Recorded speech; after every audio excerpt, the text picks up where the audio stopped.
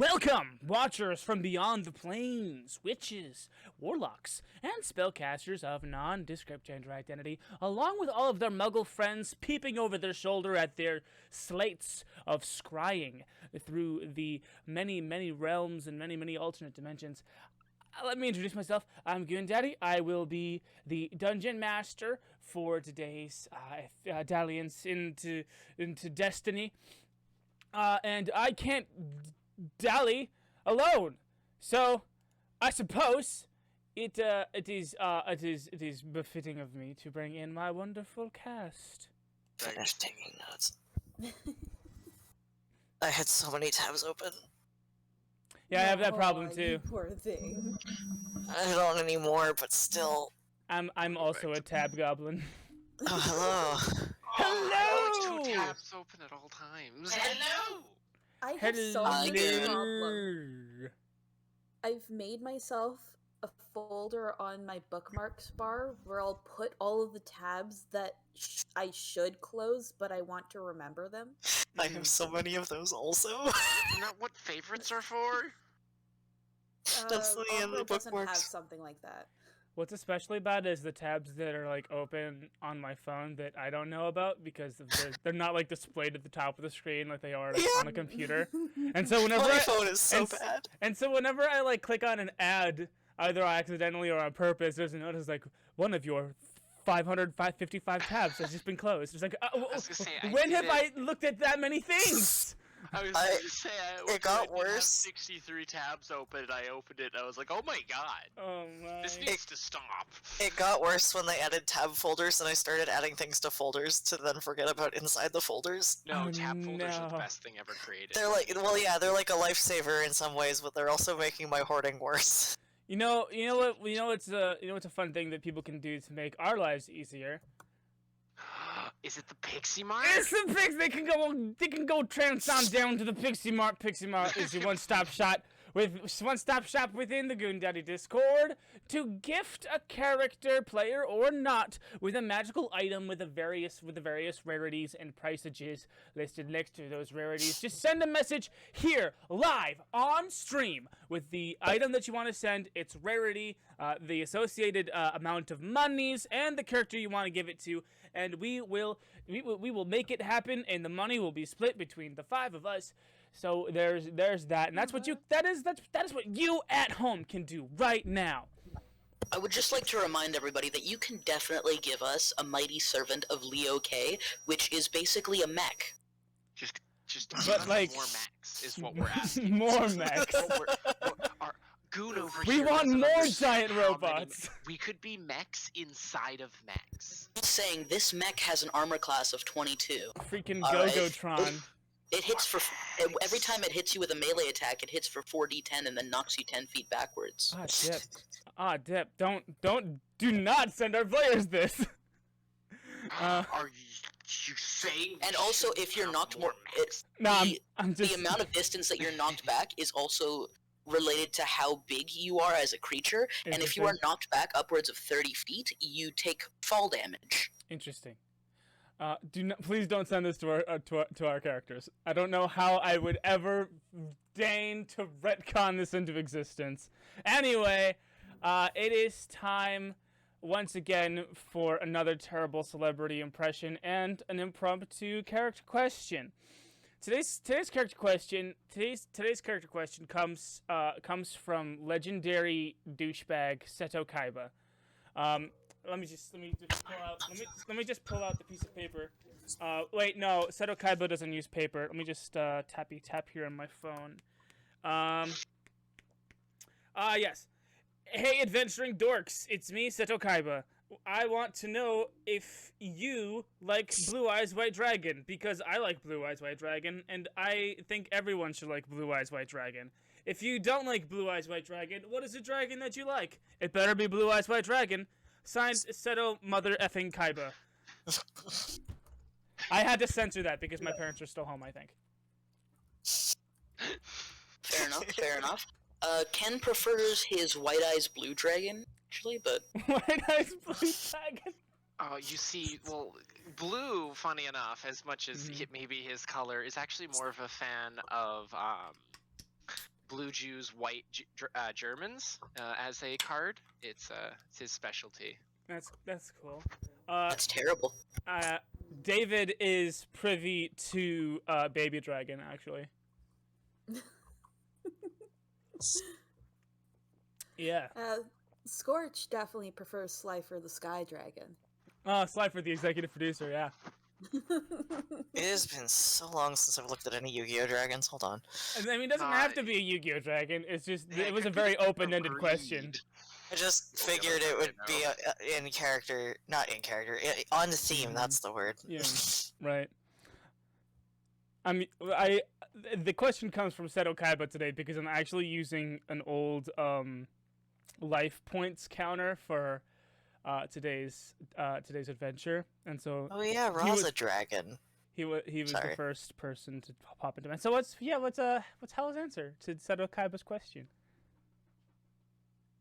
I really think 1,000-Year Dragon, is that the one that's called? I can't remember. The one that Baby Dragon turns into. I think that's Ancient Dragon. Ancient Dragon? Oh. I could be wrong. I thought it was called like 1,000-Year Dragon or something. Dragons. I see Ancient Dragon here. It doesn't look like... Yeah, no, it's 1,000 Dragon. Oh, 1,000 Dragon. Yeah! 1,000 Dragon. It looks like an old heck. He's an old man. He's got a lot of personality in his art style. Old man dragon. A real He Drampa. looks like a proto-Drampa. Yeah, proto-Drampa. Yeah. He kinda does. Drampa. One last thing before we begin. I have changed my PNG tube from Malachite to David because Malachite is no longer physically with us. He's with us, but like now he's not a man. He's a shield and a turtle. So David is now the PNG tube, and so I don't have to keep sticking him in the edits with the sticker function. So there's that. Anyhow, let me just start up the theme music. Theme music. Last time on Daddy's Dungeon, Beastmasters of Paternia. After interrupting Ken's bath, Skortch, Howle, and Ken made their way down to the catacombs where they traversed a dangerous pit, unlocked puzzles, and came face to face with horrors beyond mind's comprehension. While they were doing that, David was seen dueling with Dandy Jack atop the roof of the drooling boar, and Blu Moon was off getting some more therapy from our beloved grandma, Oracle Fluorite. And we're gonna start a little bit before Blue leaves, and kinda there's one last thing that Oracle Fluorite just wants to clear the air about Blue's past. And so what she did is she has sent Blu Moon and Foltus into a shared memory sleep while she tinkers with the plates of Foltus because she wanted to do that. And Blu Moon and Foltus are now redreaming memories of sparring with their father, the Wolf King Tiberius.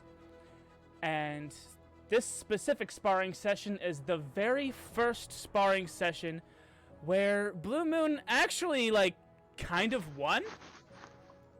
And so we see Blu Moon swing around and hit his dad right there in the floating ribs, and down buckles Tiberius the Wolfman. And that is where we're going to start our session.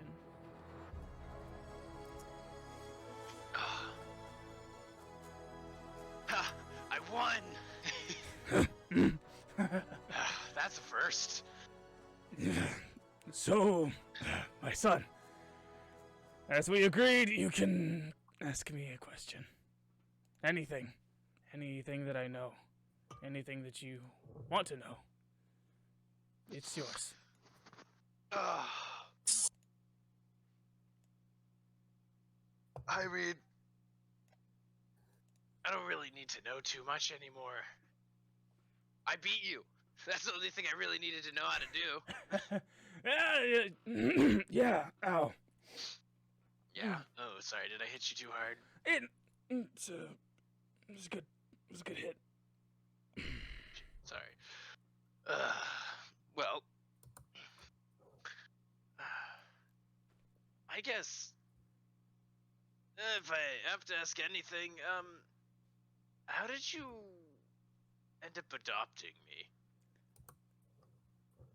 I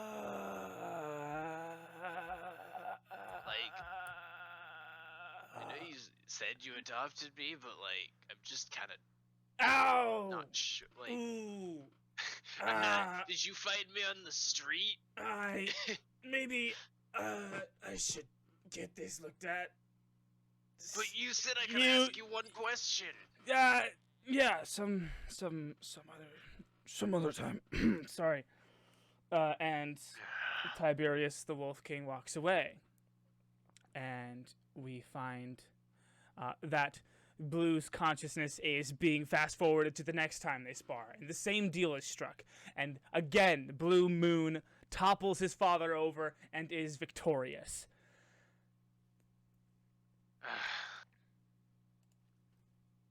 I did it. I won. Wait, again? Yeah, good job. Oh, same spot. Damn. Yeah. Okay. Well, you seem to not be too hurt, so, how did you end up adopting me? Dodged the question last time. No, you really, oh, my back. My old man back. I should go let Martha look at this. Yeah, you probably should. And Tiberius the Wolf King walks away again. And another day, another sparring session, another victory for Blue. And Blue starts making an effort, making a tally on a nearby tree, and we see the tallies stack up over the years, over the months, and every time Tiberius the Wolf King seems fine, and then you ask about how he found you, and suddenly his injuries are bad, and how does this make Blue feel? He's not surprised. Every time he asks him, he's never surprised by his outcome. In fact, he's intentionally hit his dad lighter every year whenever he hits him, just to make sure that he's really just avoiding answering his question. So it's disappointing, but he expects it, so he's content. Something going on with your mic there, Smokey? Thought I had it muted. Sounds like a cat was coughing into it. I thought I had it muted. Oh well. Just a cat coughing into it. Sorry. It's kind of like a wind-up toy whenever you lift it up and the wheels are still going. Right. Oh, sorry about that. No, it's cool. Blue, you feel this like solid resolution of like, oh, he's just not gonna answer me. There's something going on, obviously, and it's like, it's that feeling that you get when you know you can't change something despite really wanting it to change, and so you like sit back on the knowledge that you've done all that you could, and you've pressed the question as many times as many times as you can. The outcome isn't changing, and it's then that you hear Oracle Fluoride's voice in your mind. Now I wonder if you ever saw this, and your perspective in this dreamscape leaves your body.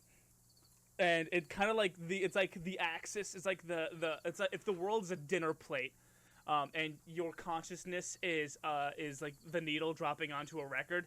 The record shifts, and you see your body. You see your consciousness leave your body, and you shift around to where King Tiberius always exits back into the castle, and just beyond the threshold into the castle wall, you see Tiberius crying every time, and you rewatch all of your sparring matches with your dad, one after another, year after year, and every time you ask the question, and every time he acts up, and every time he leaves, and he goes back into the wall, he ducks right behind the threshold and cries. He definitely wanted to tell you, he just didn't know how.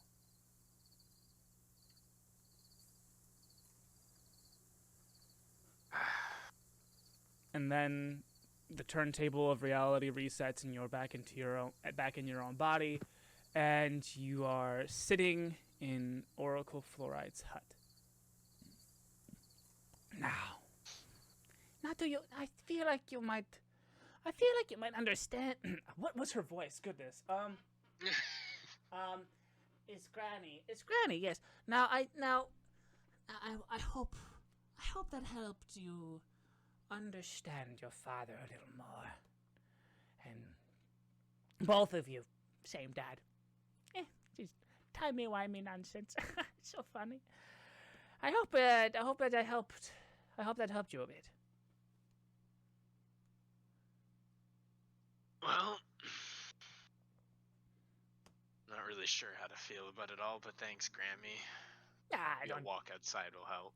Yeah, you have a nice ride with your new little friend and your horse, and I understand that you're technically a prince now, like a real prince, not like like the prince that you were before, like in line, but not like a prince. But now you're like a prince of dragons. I understand that to be correct. Yeah. Now that's pretty cool. Now that you have to admit now that is pretty cool. I mean, yeah. Sorry, Grads. I need to go. No, okay. Don't let me stop you. I'll just be doing my things. And the door shuts behind you, and the sun is setting over Paternia, and you see Castle Paternia ahead of you, and you see the horse. The plates of Fultus are equipped, and it's up to you. Where do you go from here? I'll head back to the castle. But on my way to the castle, I'm going to talk with Fultus. Yeah, let me just find some, let's just use the same, sound effect as before. Yeah, so you are riding through the path, like a slow trot, down the path from grandmother's house you go, to grandmother's house we go. Sorry. Yeah, you kind of reach out with your mind to Fultus, and there's like a eyeball on the one shoulder plate with the horn, and it kind of lights up, and it goes, "Hey, what's up?" So, yeah. I know, we've, yeah, wow. Yeah. That's a lot. Wow. How are you doing? Um, all that going on in you now. I'm just fine. How are you? Yeah. I feel pretty good. That'll stick around for a while. Yeah. It's always weird to watch. It's always weird to watch adults cry. Oh, you mean about Dad? Yeah. Oh, I thought. What were you talking about? No, Dad. I mean, I've always known he's kind of a soft dog. You kind of see him walking around the castle. Yeah. He plays a good guard dog, but he is nothing more than a little pup when it comes down to it, I guess. Yeah. He could have told us any numerous amount of times. Yeah. I gave him plenty of opportunities. Not even for 1 second, though. No. It kind of sucks. I was more talking about that rage inside of you. That anger for mine. Yeah. Hate. I never really saw it as hate, rage, or anger. It's just joy for battle. There's just more of it now inside of me. I guess so. I mean, you can fight out of rage. Yeah, totally. We've done that. I know how that feels. But if I feel anything, it's just a lot more, just a lot of, let me at him. Let me at him. I'm feeling boisterous.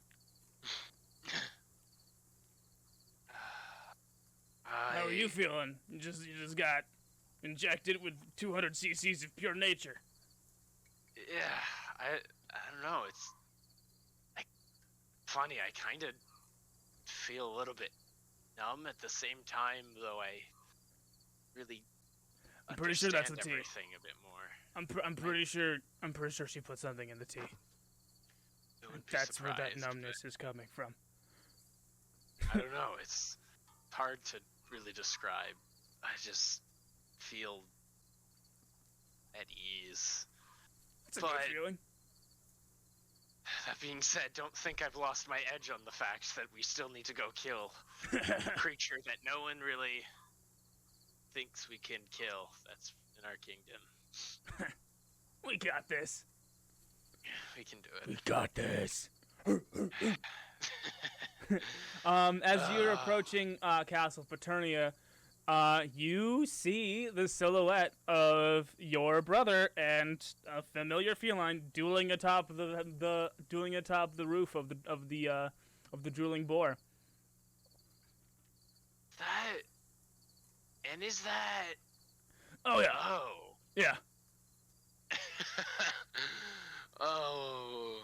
Do you think it's time we finally catch that damn cat? Yeah, Skortch will definitely enjoy it. So yes. All right, you snap the reins and the horse gets up and does a big whinny. And you guys gallop all the way down to the drunken boar. Go ahead and just give me a climbing to the roof check. So athletics. Something like that, yeah. 25. 25! Dude, you hop off of your horse and you grab onto the drooling boar sign, and with one massive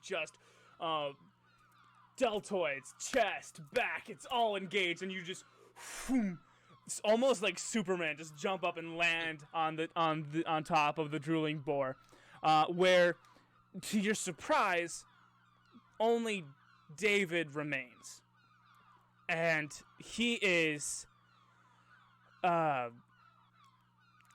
buckled over. He's kind of kneeling. He's clutching his chest, and Dandy Jack is nowhere. David's eyes are sunken and glowing a pale green. Hey, David. Catacombs. You lost him? No, I let him go. Catacombs. What do you mean about catacombs? We need to go. We need to go to the catacombs. Under the castle? Yes. The twins and Ken are gonna lose.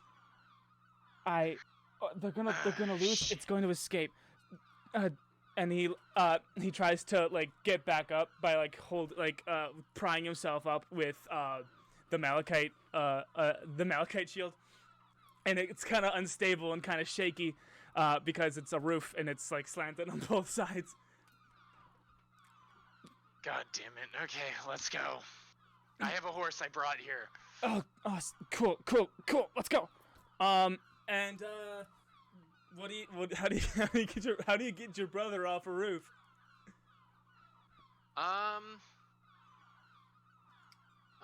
Actually, I am going to really quickly.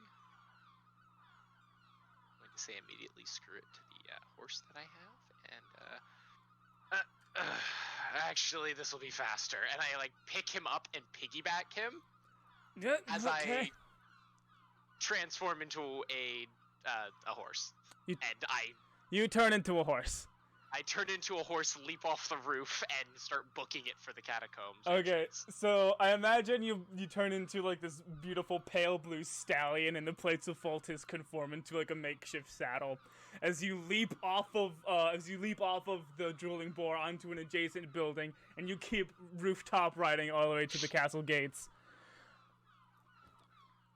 And within minutes, you guys are back inside, and you de-transform, and you turn back into your normal blue dragon self. Okay, where are they? Let me hold on. I'm gonna make him, David, make a history check. Okay. So he failed at trying to recall a past life memory, which is something I'm trying to get him to do. But now, so,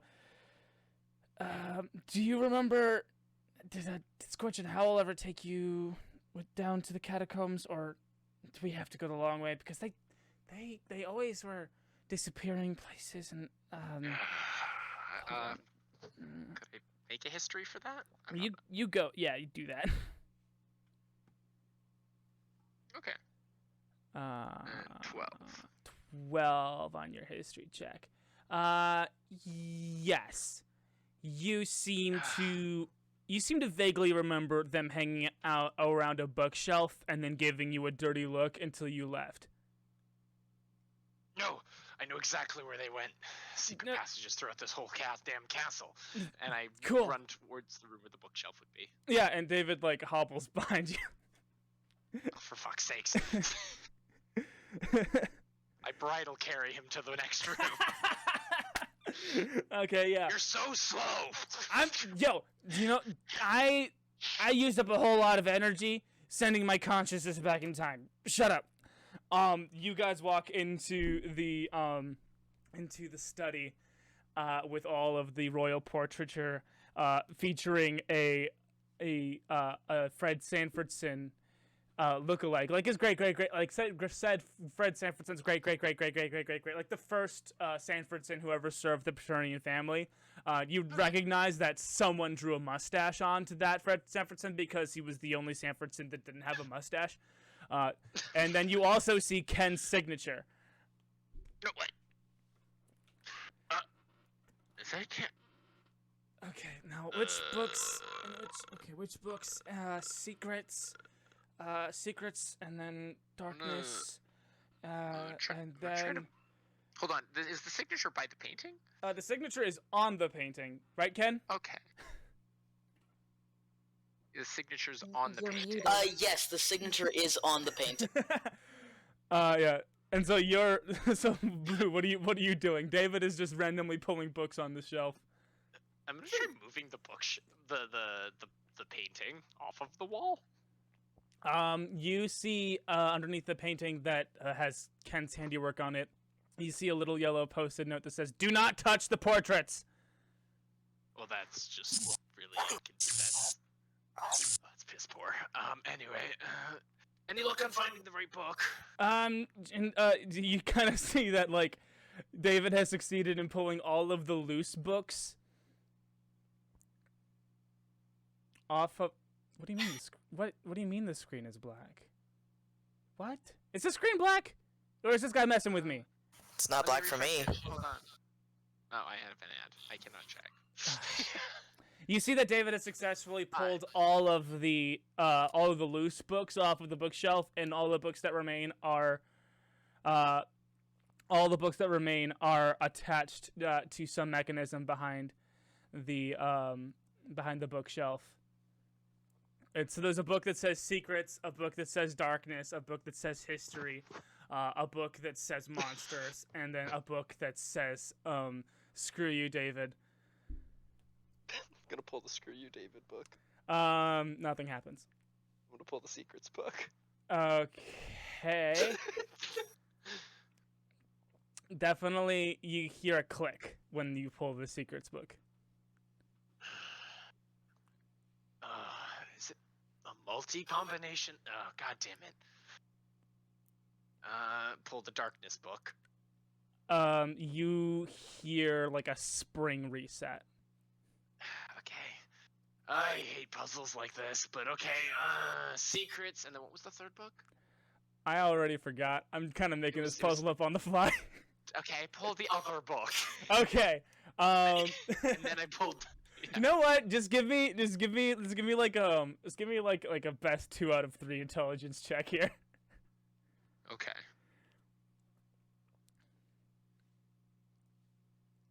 First one's 15. 15. That's a pass. Second one's 18. 18. Okay. Well, after like a couple of combinations, definitely after a couple of combinations, you finally get the right one, and as the bookcase shifts, where is it? There is wait. Oh. Door unlock. Okay, cool.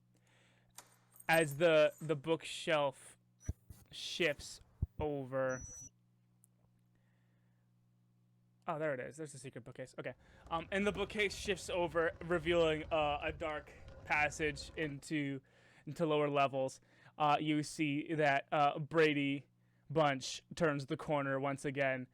This time with Maud, the librarian, and they look at the two of you, David and Blue, with like a What?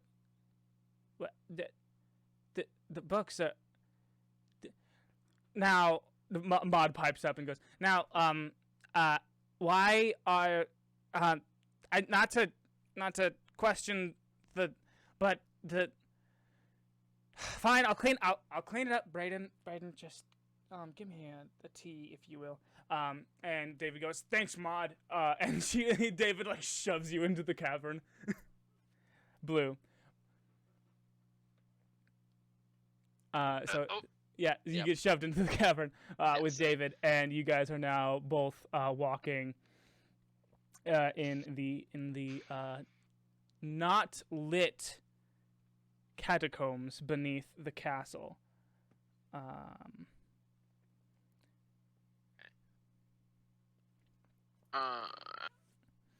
I'm going to. Hold on 1 second. Did I know? Oh. Sorry, just 1 second. David takes out one of his axes, and with a little bit of focus, he calls. He like draws a rune with his finger onto the blade of the side of it, and it starts to emit light. There we go. Yeah, magic. Okay, cool. Magic. I've got it now. It's a light up axe. Woo! It's like a torch, but it's an axe. Axe torch. It's also a bright light. It's light. Yep. Okay. Awkward. And so we're going to make we'll make a group of 2 skill check here. Okay. Let's go with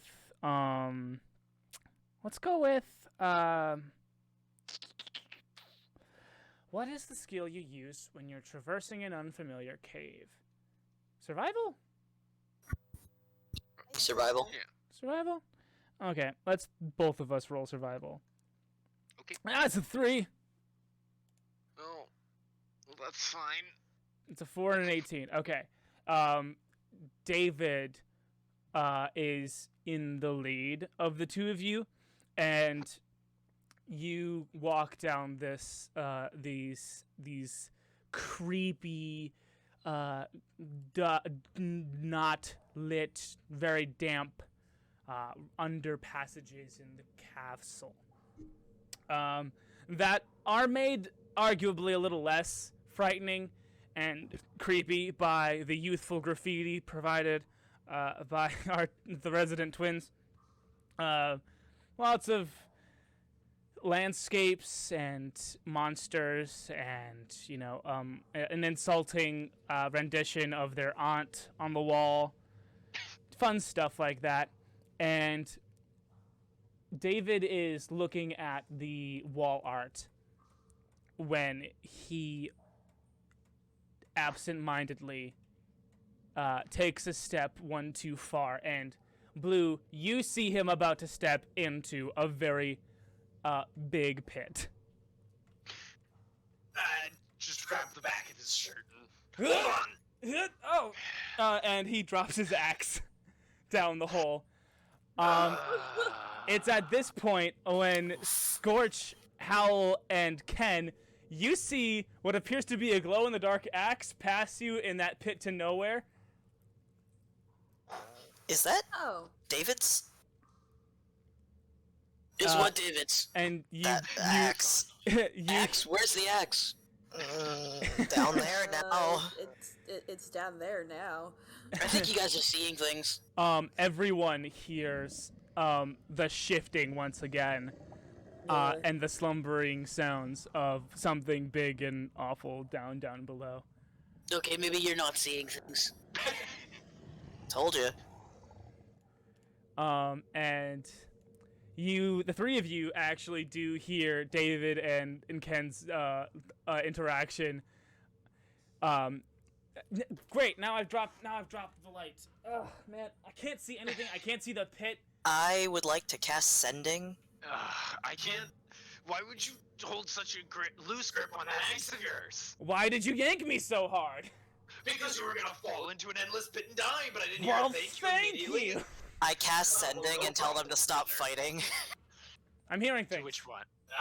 You have 25 words. We're What do you down look here. Oh, Down where?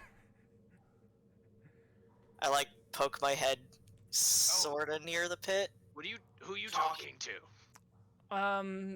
And David looks down and he sees Skorch's emitted light in a room a few floors down, and Howle's head poking out from the side. Oh, hey, I found them. They're down there. Hey! What the heck are you guys doing down here? You know, fighting some creepy things. Yeah. Fighting creepy things under the castle. Wonderful. Cool. Howle, are you talking to darkness again? And Ken will like go out and be like, "Oh, Look up. hi guys." Hi, Ken. Hey, okay, everyone's down there, eh? The Yeah. whole, the whole yeah. whole gang, back together. How do we get down there? Well, you guys had like a pit. Yeah. Okay, Uh-huh. so I had to fly across a pit, and Howle teleported Skortch and him across the pit. You just gotta find a way across the pit. Or, Hmm. well, I mean, you guys are down there. How do I? Oh, I got it. I could just What's climb up? down. I got you. As I pick him up and I jump down into the cliff, into the pit, against the wall, and I turn into a ape. You turn into an ape. Okay. Climb Give speed, me an I just- acrobatics check real fast. They have a climbing speed. Cool. I do have inherent climbing, so Cool. an ape. With it, then it's advantage. okay. And roll again. It's wonderful. Oh no! I don't know why I need to make David- sure I have climbing speed. So you don't handle this with a whole lot of grace. And on the way, like dropping from floor to floor with your free hand is a very gnarly, jostly thing. And so jostly that David drops the animated malachite shield, but fortunately for us, the shield just kind of floats in the place where it was dropped. So like halfway, like it's like floating in the middle of the bottomless pit, because that's where. So just like it dropped and then it leveled out and it just started floating there. But it's like out of reach for David now that he's on the same floor as the rest of the gang. Awesome. Let me. How do I?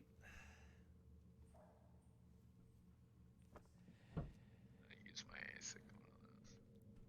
my Oh yeah, okay. And then so David he like clasps his hand together and like starts to like really focus, and he summons a mage hand for the first time, and it's this green spectral hand, and he reaches out over the pit and he grabs the edge of it and pulls it over. And that was close. That was close. Well, at least the shield can float, and you really gotta get a better grip on your items. I You've still got butterfingers. No matter how much magic you got, you are still a buttery finger. Okay, that's fair. What are we doing down here? I don't know, Skortch, Howle, Ken. What are we doing down here? Well, I kind of just started following these guys down here because they Naturally. told me We're to. here to destroy the entrance to this place. We don't want anyone else making our mistake. What do you mean? We need to seal it up. The patron. Yes. The patron. Yes. Hold on, let me just make him make a history check so see if he can't. Let's see if he can remember his past life dealing with the patron here. Oh yeah. You see him in his That eyes. was a You can. nature check. That was a but nature okay. check. Oh, not a history Doesn't check. matter. Where is it? I'm pretty sure they're the same modifier.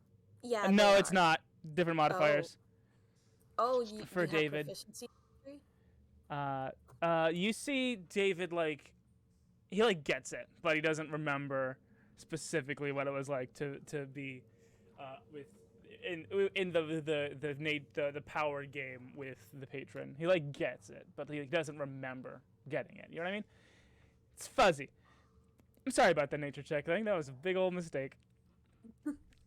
Don't be sorry, it happens all the time. Cool. Absolutely. So, how are we gonna stop this thing? Well, I guess we gotta seal the cave up. So, I mean, we could just blow this whole thing up. That'd be pretty cool. Dude, the castle's above us. Yeah, and also we might That's set just it semantics. free. Then what if we set just... it free Can that we way. kill it? I don't know about that. Well, But if you guys are down, I'm down. The one who put it here in the first place wasn't able to kill it. I'm not sure. I mean, it's true. Well, you guys are the ones that have been talking to it. Do you think it's powerful? Yes. Yeah. Very. Do you think it's more powerful than us currently? Hold on, it's trying to talk to me. Oh no, it's speaking through your mouth Oh, to everyone. Ew, ew, Oh, ew. definitely. Oh, Oh, I would say I'm disturbed and violated by you talking to my brother, but it's also nice to finally talk to you. Howle, I didn't know your balls dropped. Congratulations, man. The proximity thanks. helps. The proximity helps, honestly. Please don't do that. So, So you're the one that's been fucking around with my brother and sister. I'm the one who. Hold on. I'm the one who's been employing your brother and sister. And Now, employment, it means payment of money and wealth, and, Yes. well, you've been employing them with magical arts. That yes. is a deal. I gave them magic so that they could use it to set me free. And I am 100% on board with this whole blowing things up bit. We're not blowing anything up. There will be no fireballs in the pit. Well, I mean, at least I get to actually talk to the one, so I got a few questions for you, actually, if we can Oh. have a moment. Why are you doing this to me? I'm sorry. No, you're not. You're right. It's actually kind of funny. But, Go ahead, big guy. Shoot. well, you gave the twins here magical power to free you. Why do you want to be free? What That's a pretty stupid question, Blue. No, not really. I mean, that is a very. I concur with your idiot friend here. That is a very stupid question. I mean, like, dude, I'm not the smartest book in the barrel, but, like, That's a pretty stupid question. Right, he's not Well, the you sharpest see sword in the here, quiver either. Oh God. Yeah, No, I was exactly. just saying because if there was about 5 or 6 people with extraordinary amount of powers that are about to go kill a world-ending tarrasque that's been sealed away, and you're still relying on them to free you, you must be really, really desperate to get out. So why do you want to get out? Well, I don't have to answer any of your questions. I don't have to. So, We don't have to let you out. yes, contractually, your 2 friends have to. Yes. No, in fact, as far as I'm pretty concerned here, Howle's the only one that even has a little bit of you left in him. So, contractually, only I one of told them you. may have to, but 2... She lied to you. She doesn't have me in her anymore, and she doesn't want them to know. I don't know how the big guy figured it out, but she lied to you. Huh? No, He's I'm talking with my client here. It's at this point that Howle is enveloped in a black mist and like an illusory projectoral vision of the great old one patron Aboleth that is now in the chat appears for everyone to see. Oh, you're even more hideous than I ever thought you could look. How have you been letting this thing live inside of you, and how have you been letting him push you around so much? Well, Why do you not have a penis? Because, well, that's actually a very interesting question. I modeled my form I do after not need to the know. man who defeated me. He was named Patrick, and he looked like this, but I never got to see what was between his legs, so I just kind of improvised. You couldn't just give yourself a nice large penis? I don't know what that is. Ken, really not the time for this. Yeah, Sorry, David pipes up and goes, "Yeah, historically, Patrick had an enormous penis." And so the I feel great, like you're competent. the great old one then sprouts what he thinks a jeez. penis is, Christ. and it's all right. It's like Thanks, I hate it. like he grows it out like a little bit, and then he looks around for approval, and he keeps growing it until Good job, you David did goes. it. Oh, jeez, that's getting. Oh my God! Don't Why is it encourage touching him. the floor? Fuck. Okay, so this is good enough. All right, my God, all he's a right. bloody And so tripod. so he stops adjusting his form. It's like a little lever on the side of him. He just. Howle's incredibly I'm- uncomfortable. He like plugs his nose and holds his breath and just pretends to blow. So thank you for the feedback on this form. I've been enjoying this form, but I've also enjoyed a form that looks quite a bit like this.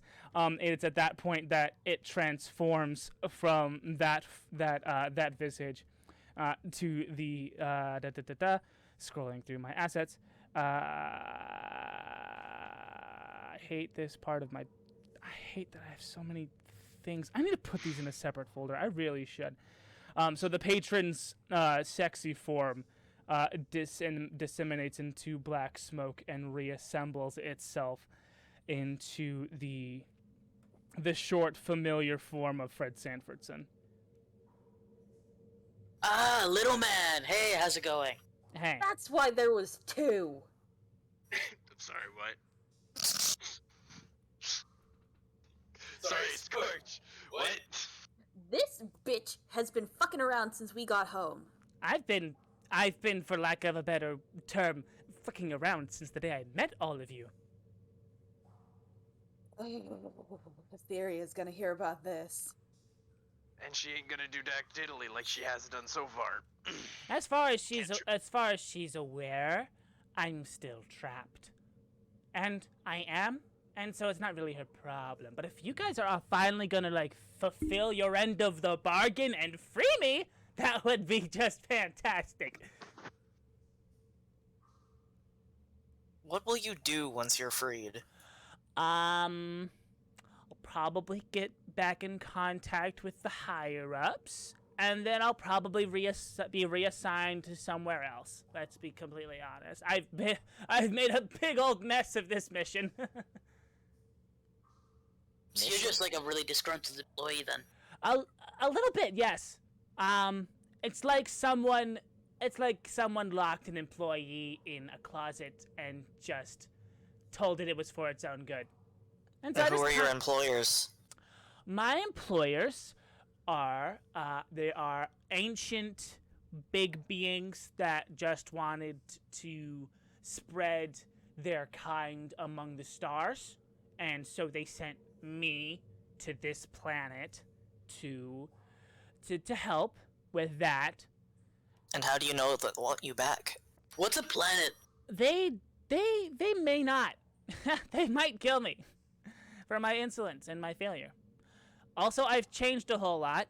I may not even be able to communicate with them anymore. I've changed so much. Damn.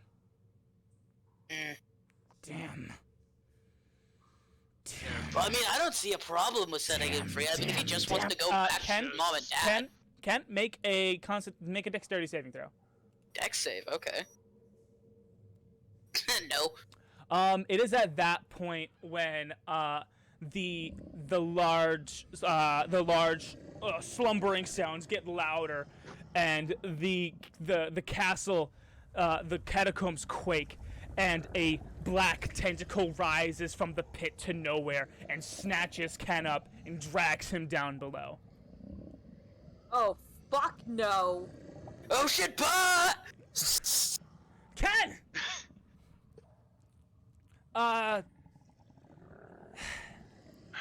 You know what? It's just I've been stuck for so long. And he dissipates into black smoke and disappears. No, you're giving him back. We're getting him back. Come I'm sure get, he's fine. He's bitch. stubborn. Oh. guys, as the sound kind of echoes, it's dark down here. Look around for my axe. I put light on it. Okay. Can you see it? Make an investigation check. I'll be right back.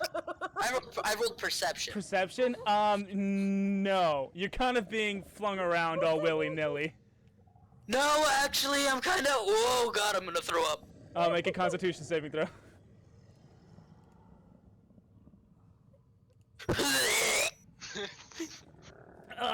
Terrible. You hear from the darkness. Ew! Well, stop moving me around so.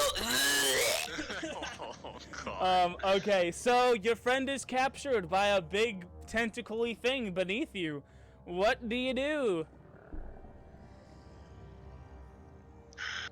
At your feet is a broken puzzle lock from earlier. So he, just to cover what he just happened, is our boy fell down into some sort of pit/hole into blackness, Yeah, your Last we friend stuck in the got well. octo-napped. and is currently being tossed around Like a salad. His salad's being tossed right now. You could say in this deep black pit. Yeah. I can't believe. Shit. Again, there is a broken puzzle lock beneath you that has the vague shapes of stars and such carved into it. It looks like a good smack might be able to just disintegrate it. It's like a manhole cover on the floor. Wow, really wished Ken was here because he's kind of the guy that would just punch this without thinking at all. But hey guys, is this anything? I don't know. Investigate it, I guess. Go for it, man. Important before I mean- we smash it to fuck. I don't think I have any more gyoza. With that investigation check, you understand completely that this thing is in fact busted beyond repair. Okay. There's no amount of moving the pieces around that will actually complete this puzzle. I look at Blue. Hey, Blue. Yeah, what's up? Smash. Smash. Aye. Go ahead, make a smash. Sure, okay. Alright, just go to hit it really hard. Go ahead and hit it really hard.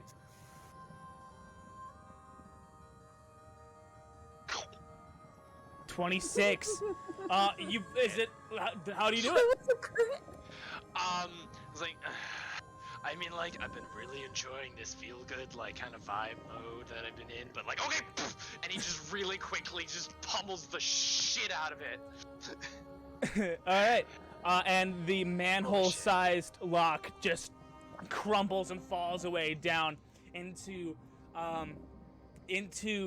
another floor, but the pieces of this puzzle fall through the floor, and that last floor, it fades away like dust in the wind. That last floor was illusory, and all that remains to be seen is black nothingness and 3 yellow evil eyes staring up at you from the blackness below. I want to throw out a produce flame to see how far down it goes. Okay, yeah. You throw up the horns and you kind of fling it down. It goes down, down, down, down, down, down, down. It's about, the whole chamber is a good 120 feet deep. And at the very bottom, I should have pulled this freaking asset earlier, but I did not. At the bottom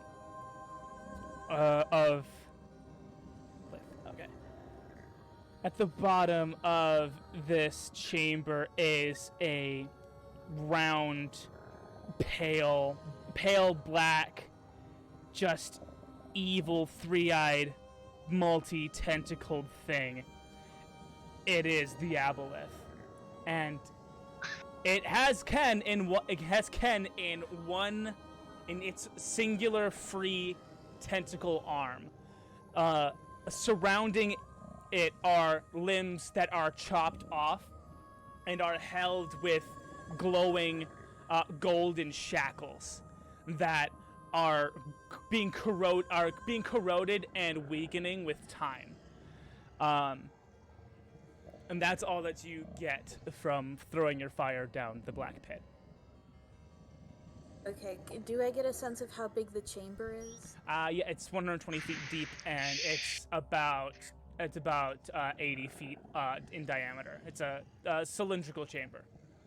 Oh, ew, why is it sticky? Sticky.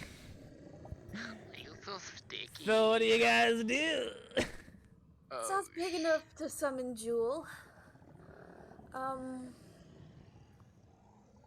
Yeah, I'm gonna go for it. I'm going to jump into the hole. Skortch, no! Complete your sentence. Jewel.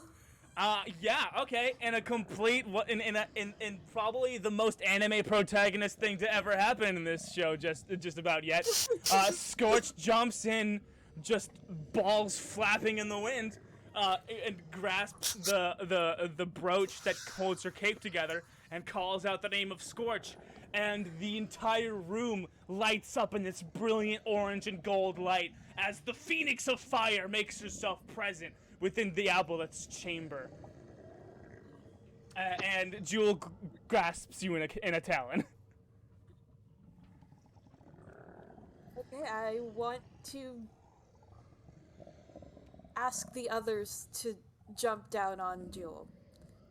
Yeah, David follows. David hops onto Jewel's robo shoulder.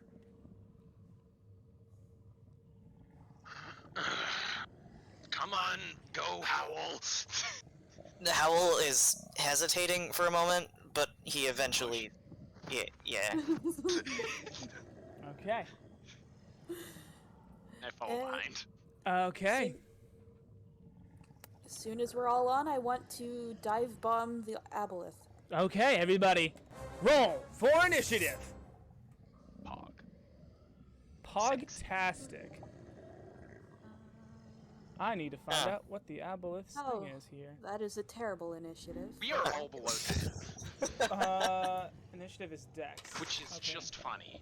Oh, okay, so the aboleth's just rolled a 7. Wow, we are. Okay, so on the table, it's just fine. So who is the first in initiative? Ken and Howle both have a 9. Okay. Whose dex is higher? Probably Howl's actually, believe it or Probably not. mine. I have a 13. I have a 17. Okay. So Yeah. Howle. Ken. Next is. Oh, I need to roll for David. Yep. I need to roll Need for to roll David. for David and And then I think Blue. you said You're the. tied with Aboleth. Yeah. Yeah. Where's initiative? There it is. That's a 14. Okay. David's the only one that rolled well. David. So David's first. David, David's Howle, first. Ken, Skortch, And right? No. Me and the Aboleth are both tied at 7. So it goes Blue, then the Okay, Aboleth, and then Skortch. then Skorch. And so what David is gonna do for his first attack, for his first move, is he's gonna look over at you, Blue, and he's going to touch you on the shoulder and cast Jump. Okay. That's a 13. Cool. No magic surge. Right on. So Hold on. your your I got jump right here. spell. Yeah, your jump has been tripled by I David. gotcha. And that's David's turn. Ken, it's your turn. Okay, I guess I'm gonna start punching the shit out of the Aboleth. I mean, I'm wrapped in a tentacle, yeah? You could try to make a strength contest to escape if you want to. You are grappled by the Aboleth.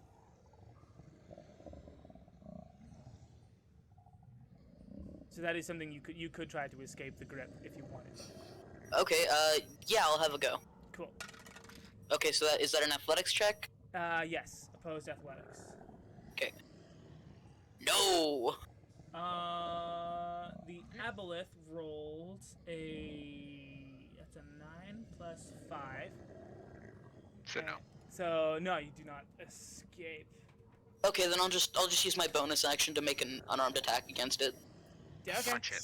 Punch it. Punch it. Punch I'm the pretty Aboleth. sure. Hold on a second. I'm grappled. Grappled creature capacity. No, you're Nope, fine. I'm fine. Okay, cool.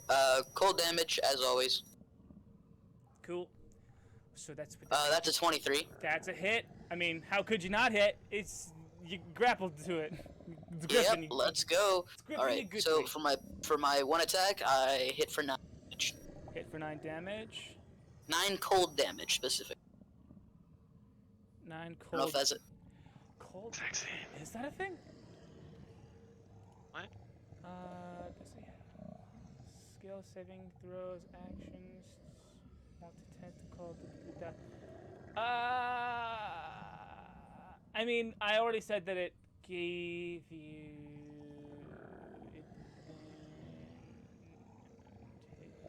Yeah. Okay. Yeah. Okay. Yeah. It's that. So you deal 9 damage to the Aboleth. 9 damage. Cool.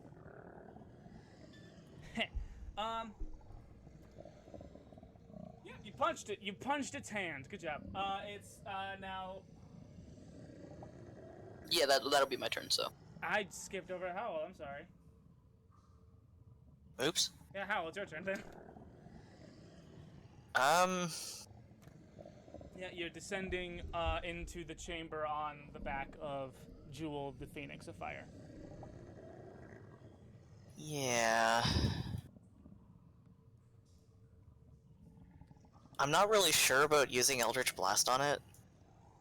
Like, as a character. That makes sense.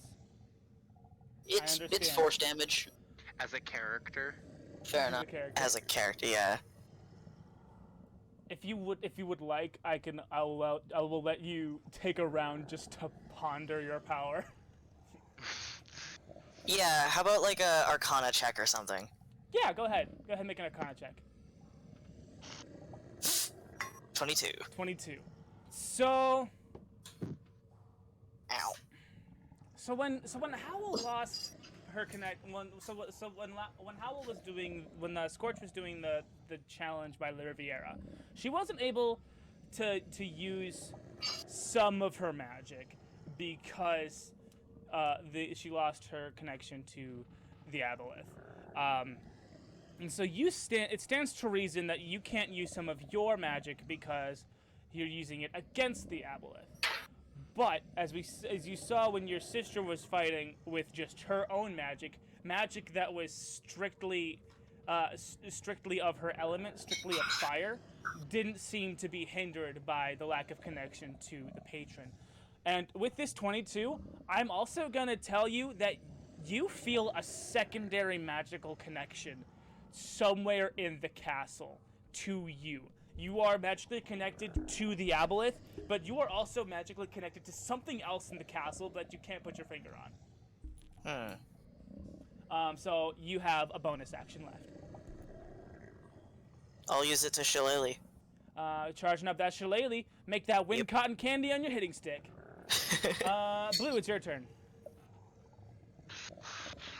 So I'm on the back of the phoenix. I'm going to grasp my chest tightly and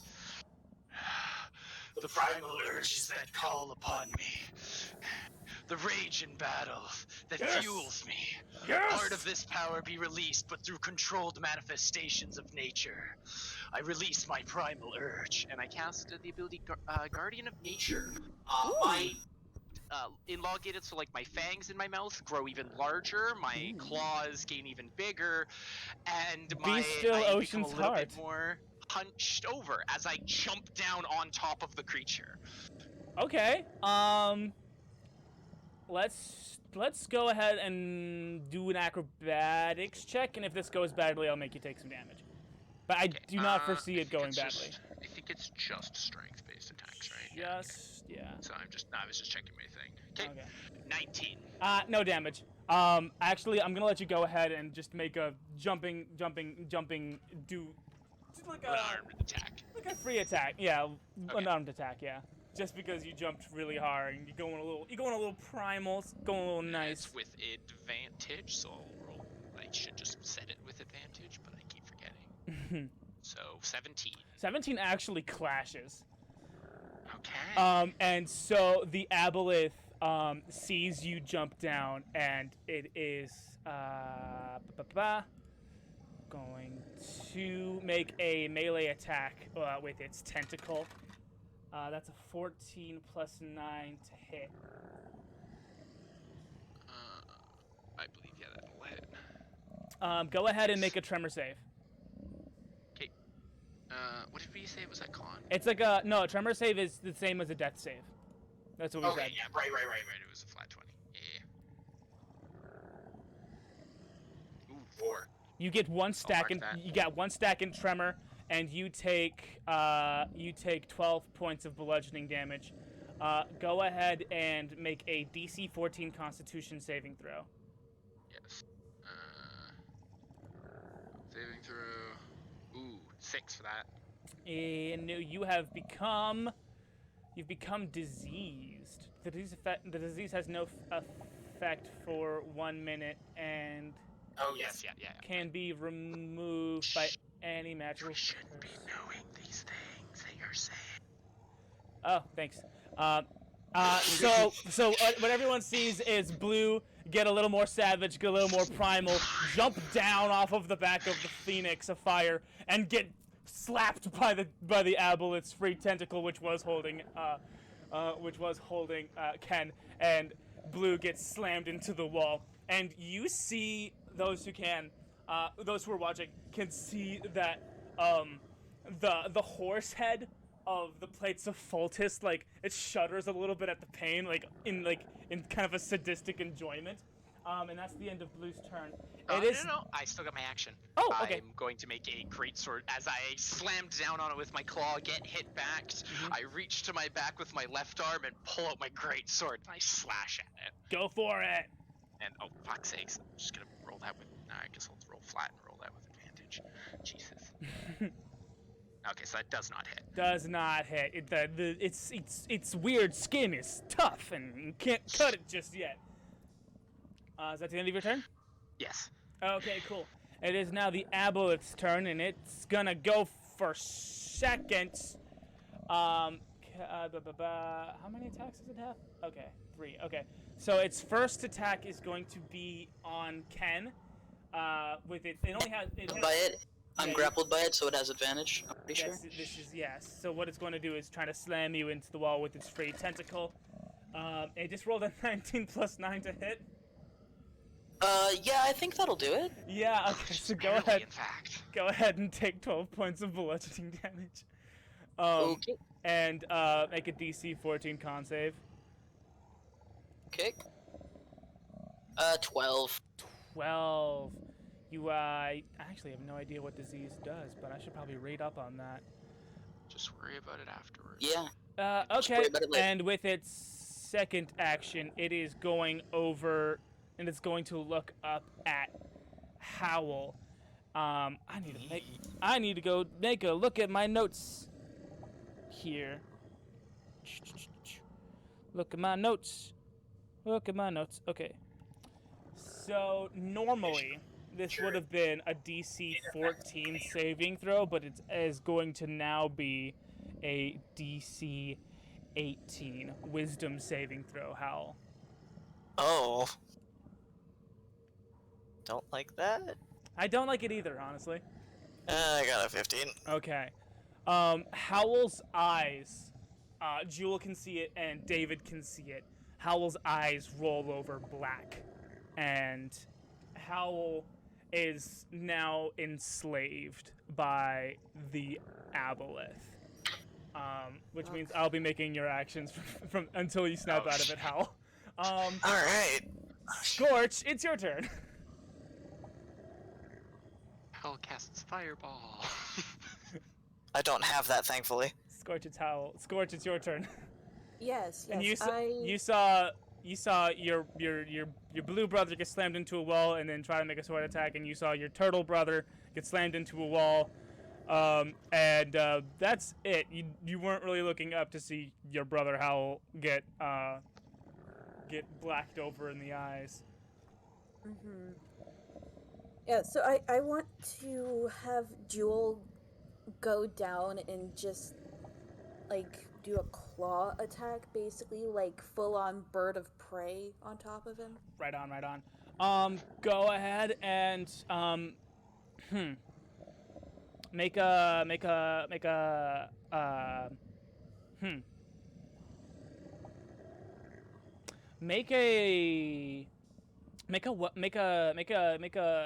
weapon attack, but use your spellcasting modifier as well. Okay. Plus proficiency? Yeah, why not? Okay, so There's I'll just places roll and it as things. an Eldritch Blast then. Fun. Well, shit, no. That's a 13. It's tough skin. Tough skin. As you like give the command, you see that that you like feel in Jewel's heart like a sink, like you feel her heart sink because of what she's seeing in her brother, and you're not quite sure what that is. So it is now David's turn. David, as he's descending, and he sees Howle's eyes glaze over, he is going to like swing off of Jewel's, like, I'm gonna say like under chin plumage, like a little bit. I don't know. Like, I'm just gonna swing on her gizzard, and like over to Howle's side, and we're going to do a strength contest because David's onto something here. David thinks that there's not much going on, so we're just gonna have a strength contest between Howle and David. You can roll for that, Howle, if you would like. Okay. It's just a strength contest between siblings. It's fine. That's a dirty 20. Oh, I got wow! a nat 20. Whoa! Yeah, so yeah, David swings over on the Jewel's gizzard and like full on tackles you, but your pores are leaking this noxious black smoke, and it like stings David's nostrils, and you break free of it, and David is just gonna go ahead and he's gonna make a freaking hand axe attack at you. Does Howle does a 6 hit? No. No, it We're does warlocks, but no. not. No. Yeah, he's thrown off his game. David was thrown off his game by his weaker brother throwing him off, and missed a very easy axe attack, but could not get at it. He's gonna try it one more time with a different axe, though. With another hand axe. Does a 17 hit? Actually, yes. Okay. Hand axe damage. You're gonna take 7 points of slashing damage, and I do believe. Take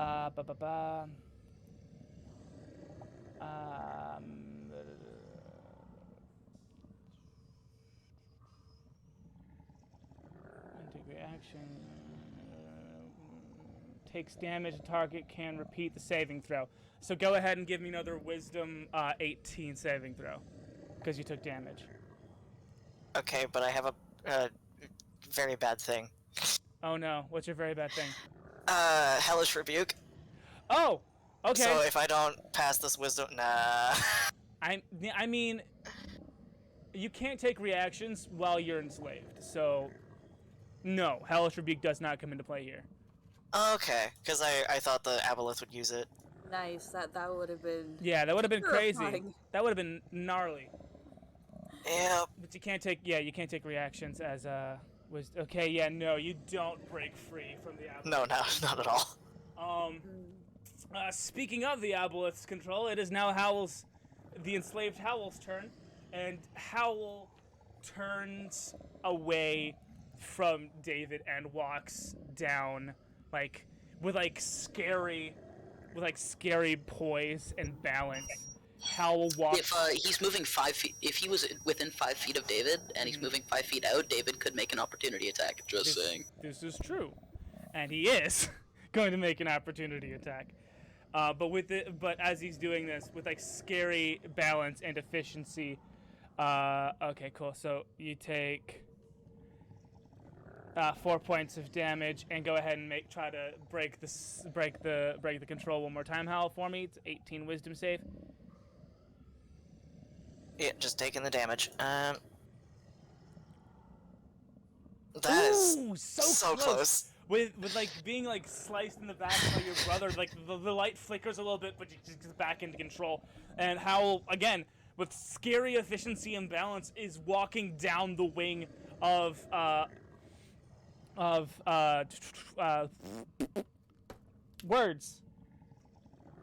Jewel, until Howle just jumps off the end and floats down to the ground. And that is the end of possessed Howle's turn. Ken, it's your turn. Go ahead, and if you want to break free, just let me know. Longchan's Reign is an action, yeah? I do think it's a bonus action. We did not specify. I'm just gonna say I'm gonna say it's a bonus action. Okay, I'm going to use you telling something else to do something. You're gonna use Longchan's Reign? Okay, yeah, cool. I point my fist to the air and water just spouts out of the ring. And so for the next 3 rounds, everyone heals 2d8. Heals for the next 3 rounds? Yeah. Cool. Does David it hasn't only work taken on any. friendlies? Yes, it does only work on friendlies. I heal 7 HP. Yeah, everyone who has taken damage gets to heal. 7 Am I the only one that HP. hasn't? Yeah, David hasn't taken any. Howle doesn't heal just yet because he's still hostile. Nope. So yeah, Ken, are you trying to break free or not? No, Ken's just gonna just hammer fist this fucking thing. Go for it! So, once again, cold damage. The first one's definitely not gonna hit, but with my extra attack, does 16 doesn't hit. That does not hit. Okay, that'll be all then. If that was my bonus action, nope, that's it. Okay, cool. Then it is Blue's turn. Okay. And sorry. So I seen Howle jump off. Yeah, Howle jumped off of the wing of Jewel and floated down to the ground and is facing away from everyone. Like staring Blair Witch style at a patch of wall that is different bricks than the rest of the wall. Okay. Oh, I can't.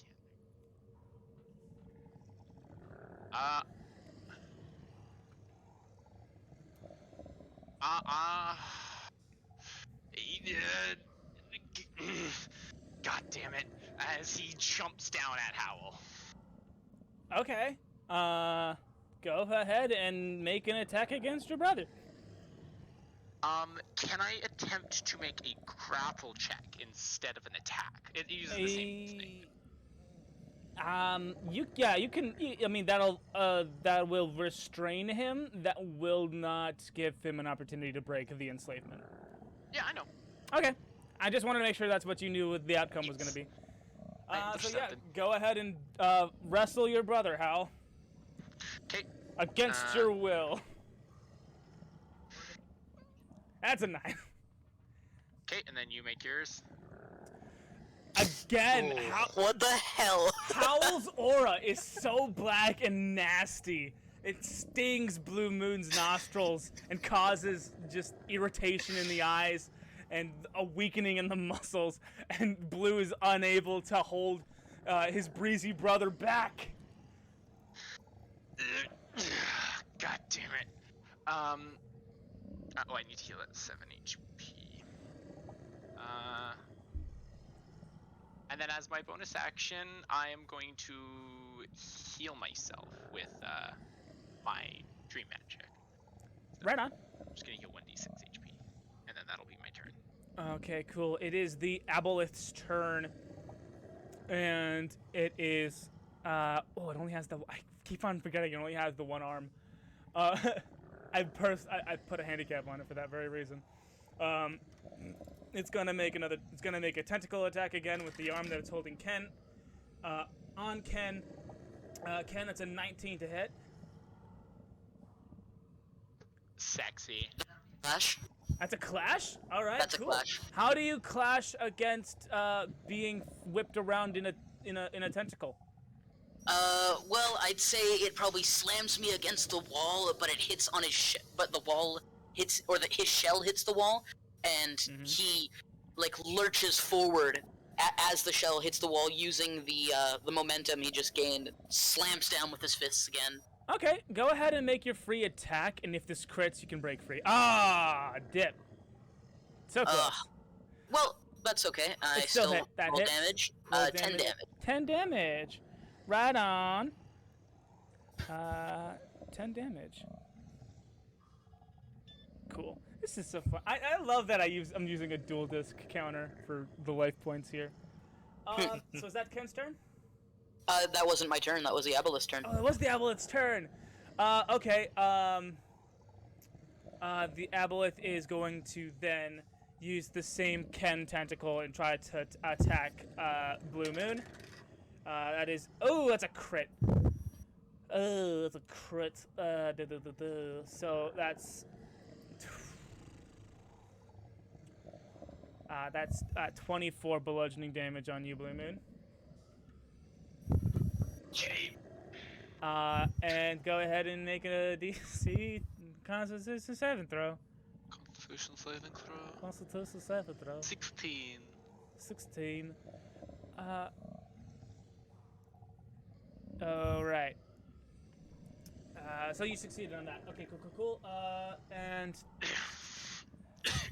with that, that's going to be the Aboleth's turn. Skortch, it's your turn. Your brother jumped off the very safe, very big Firebird, and your other brother tried to hug him, but failed. What do you do? I'm more concerned about the Aboleth right now. Okay. So I'm gonna make another dive bomb attack. Cool.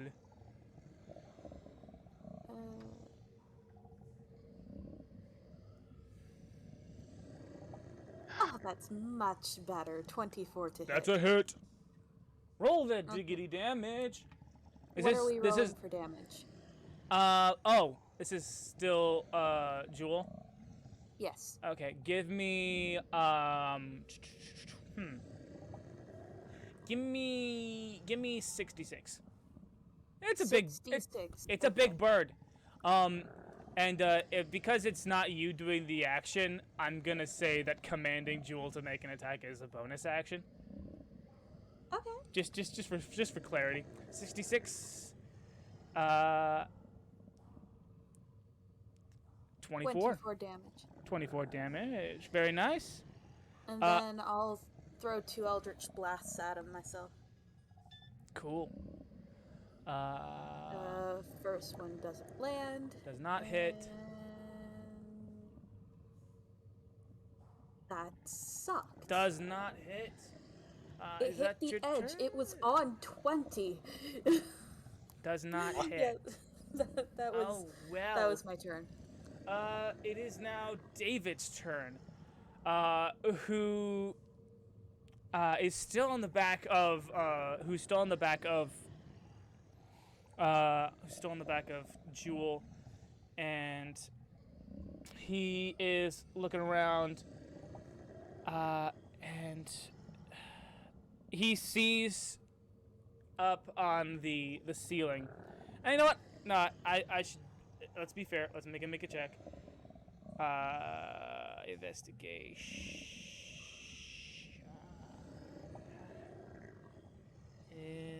Investigation. Okay. Okay. With a 15, he sees glowing runes on the upper lid of this chamber. These words are written in shining gold runes, and some of the words are incomplete, are broken apart. And those who are the ones that are still intact shine brightly upon the ceiling of the chamber.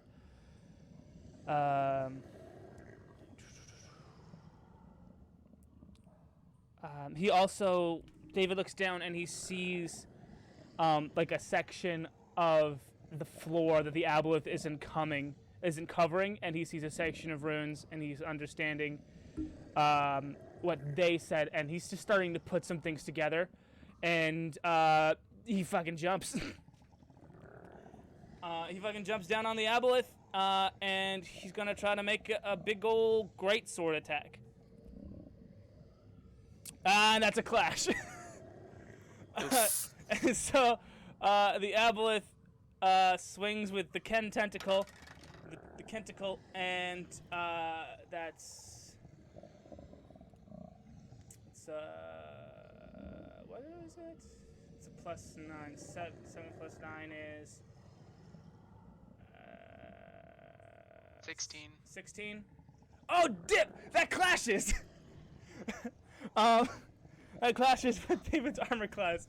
And so David gets a free great sword attack on the tentacle that it's holding Ken. If this crits, it's gonna cleave it right open. And with that, doesn't hit. So David is more or less sliding. So David jumped off the big bird, holding his sword aloft. The aboleth tried to intercept with the tentacle, and David blocks with his sword and is more or less just grinding down the side of the tentacle on his sword like a freaking surfer dude. It is possessed Howle's turn, and possessed Howle is going to raise their shillelagh stick up into the air and start channeling the air in this chamber. There is a noticeable breeze that starts to move in the position, is like moving a circle, like a cyclone position, like the wind is starting to stir like a smoothie in a blender in this chamber, and Howle is the blades at the bottom making it spin. It's not like there's a breeze. It's nothing crazy right now. The air cotton candy around the shillelagh stick is very light and airy, and that is possessed Howle's whole turn, is holding and channeling this this blender action in the chamber. Ken, it is your turn. Okay. Well. Whack. Whack-a-dack. Whack. Daka-daka-daka-daka-daka-daka. Natural 20. Roll that beautiful crit damage. That's a 13, and I'll go ahead and pump a stunning strike into that con save. Dokie dokie, Literature Club. You said 13? For my stunning strike, it is 14. Okay, and then a con save on the Eberlith. Okay. That is a crit. That's a natural 20 plus 6 saving throw on the Eberlith. Alrighty. Well, another attack. Cool. 11, definitely not. Does not hit. Bonus action, unarmed strike. 23. That's a hit. That's only going to be 3 damage for that one. Okay. So, with the crit, Ken like poured his chi into his fist and slammed them into either side of the tentacled grasp, and trying to pump it into it as a stunning strike. But that doesn't take hold, but it does loosen the grip of the aboleth on Ken enough for him to slip free like a slippery peanut. Why did I say that specifically? And then Ken starts to slide down behind David, throwing a few more punches and landing one into the aboleth's meaty tendril. Is that your turn? That was action, bonus action. How far away am I from Blue? You are rapidly approaching you're rapidly approaching Blue as Blue's on the ground, on the, let's say, north side of the chamber where Howle is, and the free tentacle was on like the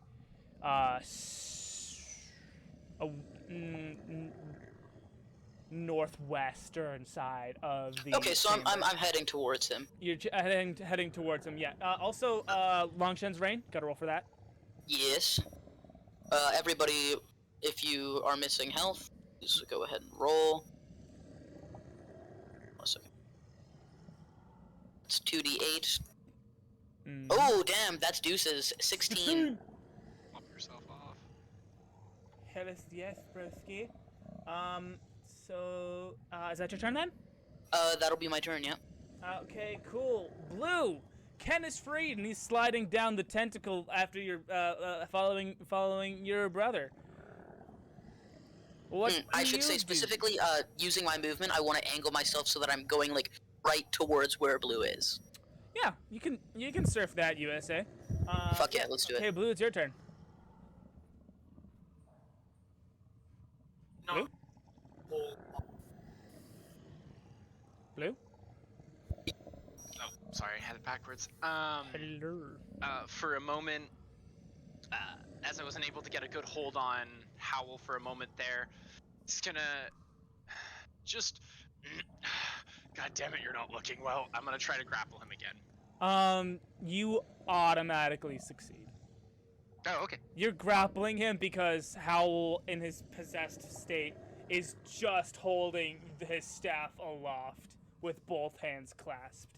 So it's not that you can't. You can get your arms around him. That's just, yeah. Okay. And then I don't think I had. Actually, I'm missing more HP. Going to once again heal myself using my bonus action. Cool. Longshan's Rain. What was that? 2d8. It was 16. Oh yes. Okay. That's what I did last time. So here we go. And then I'm also just gonna heal my 1d6. So ignore the 2d10s. Cool. There are 2d8s that are being rolled. But 1. Okay. Okay. Is that your turn? That is my turn then. Okay, cool. It's the aboleth's turn, and he's going to make an attack on David. That's a 2. That's a miss. with his tentacle. He kind of swats at the guy sliding down. David skirts like to the south side of the aboleth. And what David is going, what the aboleth is then going to do is he's going to make another attack on Ken. And 8 plus 9 doesn't hit, I assume. No. Cool. And one more free tentacle attack. It's looking upward. It's gonna try to snatch Skortch from the bird. 7 plus 9, Skortch.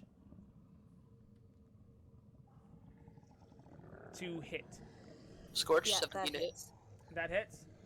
Okay, go ahead and take 12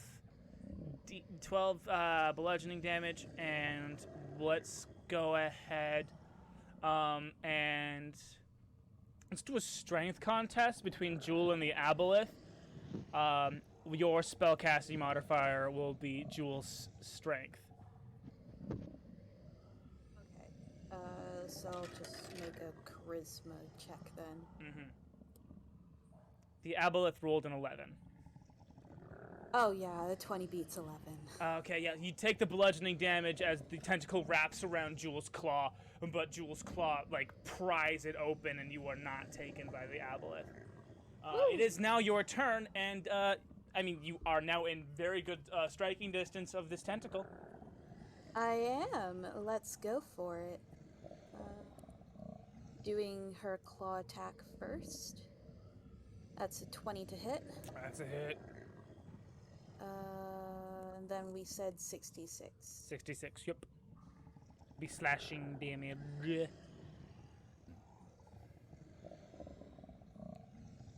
24 damage. 24, nice. Nice. Good damage. And I'm throw out some Eldritch Blasts. Yeah. First one definitely doesn't hit. Does not. It's hard. Finally. It's hard to shoot spells in a makeshift cage of a gigantic robot bird and a tentacle monster. Yeah, that's 9 damage on the second one. Cool, 9 damage. Is that your turn then? Yes, that is my turn. Wait, shit. What? He did damage to me. Yes. Fuck, where it spells. You're thinking about Hellish Rebuke? Yes, I am. And that's It's a reaction. Mm-hmm.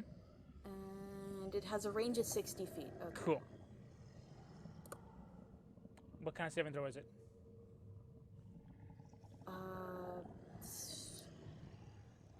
It's a Dex 14 save.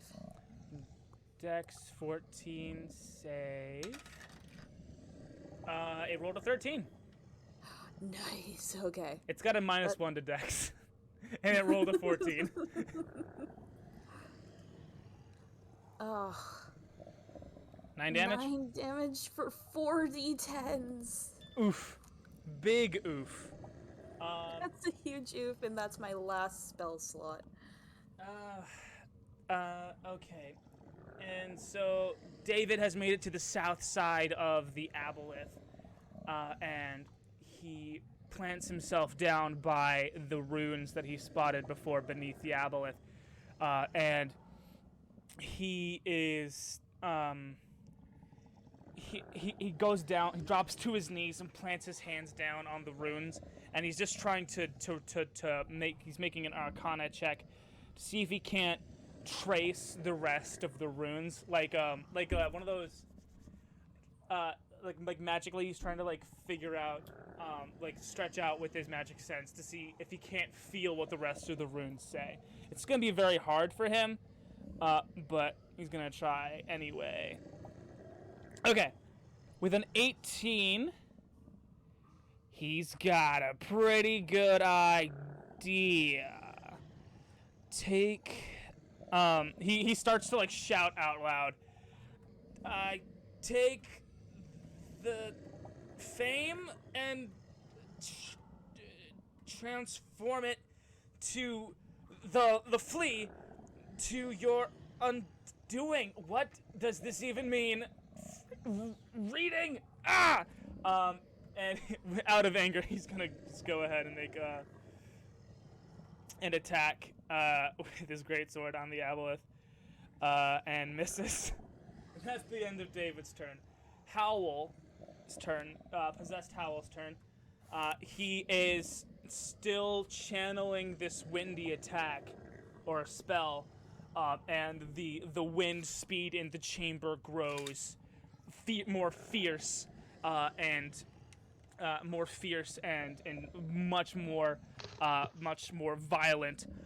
Blue, go ahead and make a dexterity saving throw. And Ken, you said you were going near Blue. Yeah, he is. Sorry. Both of you make dex saves. Here. Okay. I had to kill a spider. Oh God. Oh, go. Yes. I understand. Yeah, both of you make dex saves. Okay. Yeah, sure. 18? 18 and... Ooh, 23. 23. You guys plant your feet, but you plant your feet as you guys are like just on the outside of the eye of the storm, because Howle is the eye, but even in like your grasping state, the wind is like very powerful and potent, and you guys almost slip. Blue Moon, you almost slip, but you don't. You guys, your feet remain planted, but the wind is like really picking up, and it's really getting crazy and nasty in here. Ken, it's your turn. Okay, I'm going to continue hitting this fucking aboleth like I hit the spider a few seconds ago. Hecketh, yes, broski. That was a big fucking spider, but It took 3 brooms. yeah, it took 3 hits with a broom to kill. Okay, that's a hit. Yeah, that'll be a 21. For 4 damage. All right. This one's going to be 16, which does not hit. Does not. And bonus action strike is going to be a 24. That's a hit, baby. Alright, this one will be 7 damage, and I'll go ahead and pump another stunning strike into that. Con save. Okay. Con save. That's, what? It's another nat 20. Plus 6. Jeez. I wish I was fudging these rolls. At least it's wasting them now. Yeah, This is like, true. I guess. I guess. Alright. God, that spider was disgusting. Okay, moving on. Oh God, I hate wolf spiders. Is that your turn? Be my turn. That was action, bonus action. I'm right next to Blue, yeah? Yeah, right next to Blue, who is giving his adopted brother a big ol' hug. Can I do a free action to slap Howle in the face real quick? Go for it. Not like a hit. Like I don't want to hit him, Right. but like I just want to smack him. You want to smack some Zens into him. Yeah. Okay. Just like with a 19. With a 19, I will let Howle make another wisdom saving throw. No. 15 does not break the enslavement. Okay, I didn't slap him hard. Next. Blue, it's your turn. And so just because Wait, Ken, one last time. Longshan's reign. Oh, yep. Real quick, sorry. So we're in the middle of a storm created by Howle? Yes. Howle is channeling something big. Howle, you really need to knock it out of this soon. I'm sorry for this, and I am going to, hold on. Pull out and cast. Actually, I'm just going to.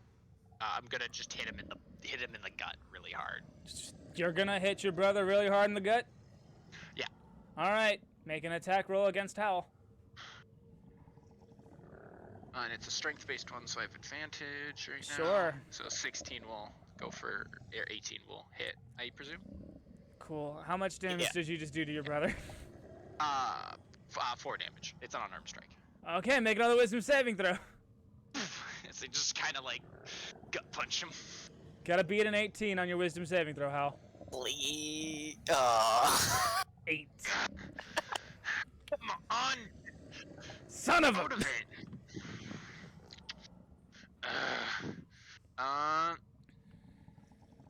As my bonus action, I'm gonna do it to Howle instead this time, as I just kind of don't want to kill him. I'm just trying to knock him out of whatever the fuck's going on. So you heal 1d6 of HP, which is 4 plus 1 temp HP. 4 HP plus 1 temp. And that'll be my turn. You healed the enslaved Howle a little bit. Yeah. Cool. Hey, I'm not dying anymore.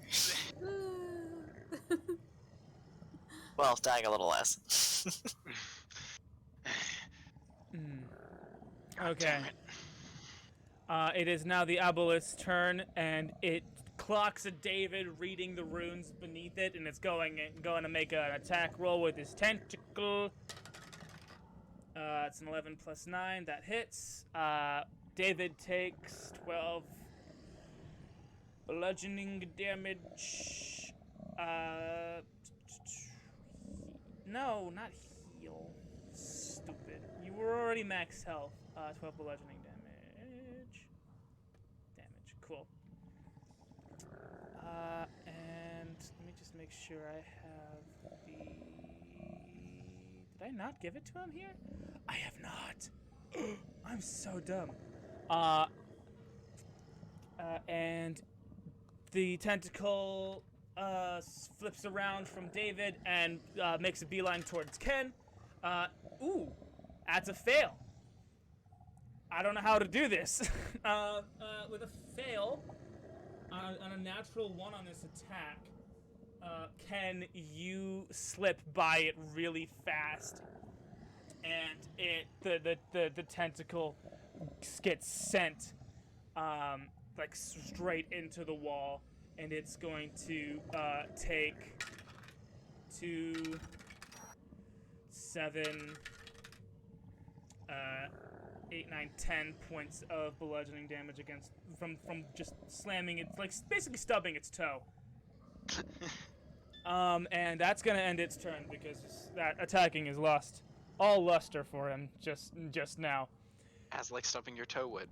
Yeah, absolutely. Skortch, it's your turn. Oh, okay. You still have a bird's eye view of the battle. Yes, I do. So do I would notice David just kind of looking around. Yes. I am in shouting range? Absolutely. Yeah, shouting is a free action. Yeah. Hey David, what's down there? Some kind of ceiling incantation. I'm having a hard time reading. It's old. There's also, and he points up to the ceiling, some incomplete runes up there. I don't know.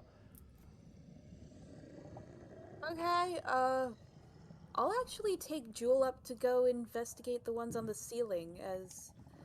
Yeah. Yeah, that'll take my action, right? Well, commanding Jewel to go up is a bonus action. You can... Yes, but your like... your action to try to understand the runes will be an action, and that'll be an Arcana/history check, if you so desire. I definitely want to go with Arcana.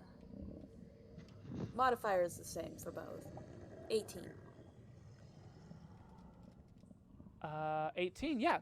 On this ceiling, you read, I take this name and transform it to, add smudged rune, undoing that name that once granted power smudged,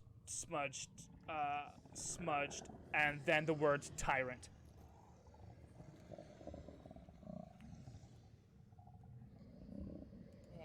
Like incomplete runes.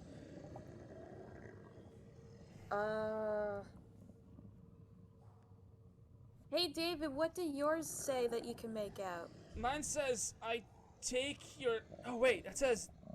well, he'll have to answer you on his own turn.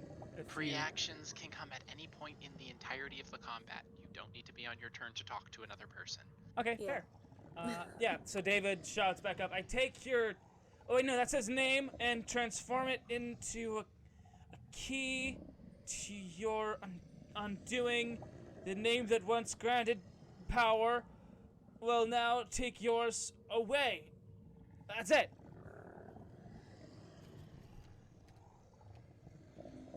Okay, so we need to know his name? Something. Gary! I don't know. Steve. Glenn! Trevor! Is that your turn, Skortch? Yeah, I don't have anything else I can do. David. David like throws up Uatu the animated shield and he's gonna try to he's gonna make another Arcana check and see if he can't divine any more meaning out of these runes on the ground. With a 10, it's not looking. He's just it's the same thing, reading it over and over again. And he takes out his axe and makes a frustrated attack against the greatsword he has out.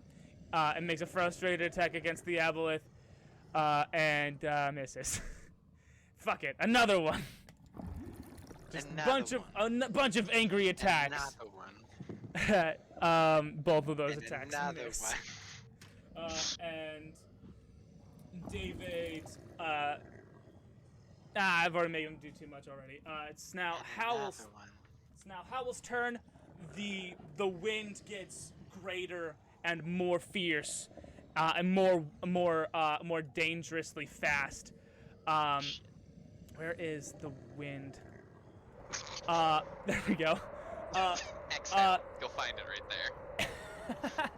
there. Everybody make everyone make a dexterity saving throw. Everyone, okay. Everybody.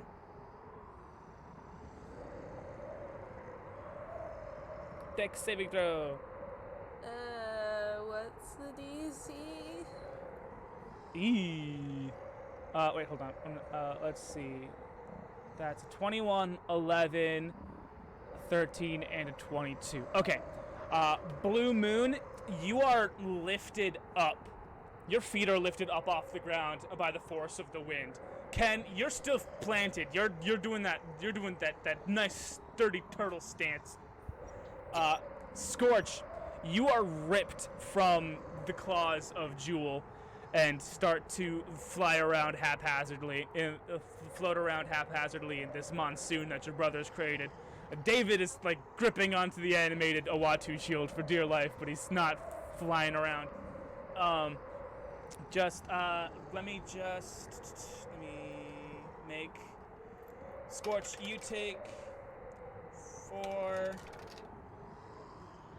15 points of bludgeoning damage as you slam into a wall, but manage to grip there and not go anywhere else. Alright, how much was that? 15. 15, okay. Ken, it's your turn. Yeah, I'm gonna continue fucking just pummeling this shit. Keep punching the aboleth. Yes, punch! Plus 12. Nasty. Second one, Let's go. natural 20. Ooh, roll that crit damage. Oh, that was the worst crit ever. That was the worst crit. I'm going to extend. Crit where? I'm going to extend my once in a lifetime DM pity recrit. Aww, you get a pity regret. Dude, I feel so special. My once in a lifetime DM pity recrit. Okay, 10. Okay. That's a crit. It's better. That's a crit. That's okay. better. So, You break and out. with my bonus action, I look around my shoulder, and is Howle still concentrating on this spell or whatever it is? All that is Howle is calm and serene despite the storm billowing around it, including the flapping of his brother that's still hugging around his torso.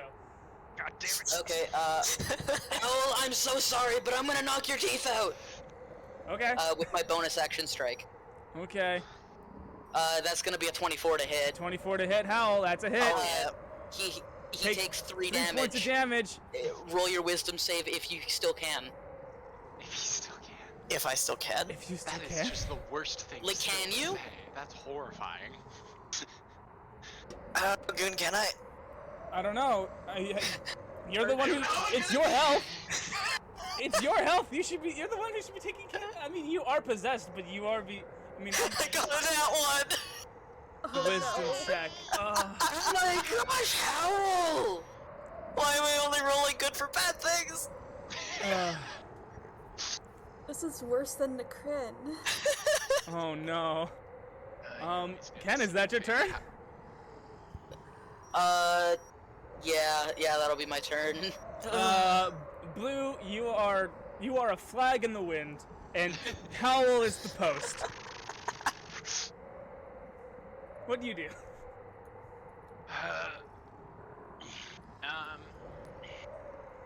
God damn it.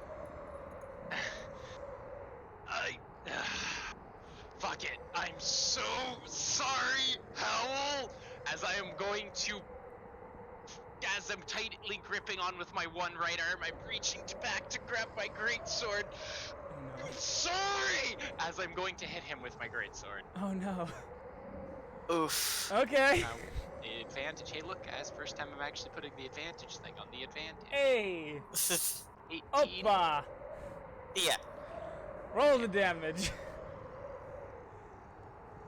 And that's another 10. That's 10 10 damage. Howle, Howle, just tell me when you become unconscious. Yes. I'm trying another.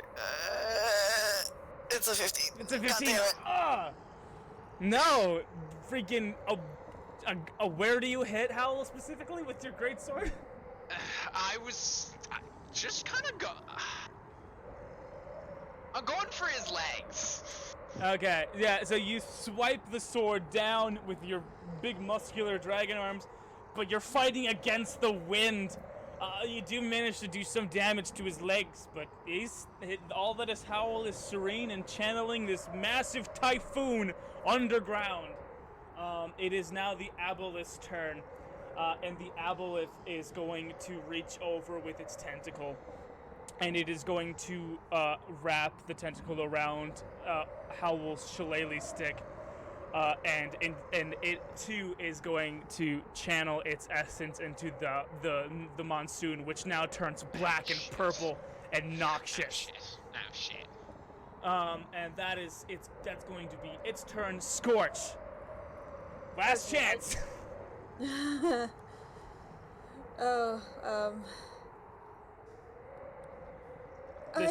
This is the time to pull out all the stops. Yeah, I don't have any stops to pull, really. Just anything. Anything powerful, sentimental, anything's worth a shot at this point. I guess I'm going to have to tell Jewel to fireball.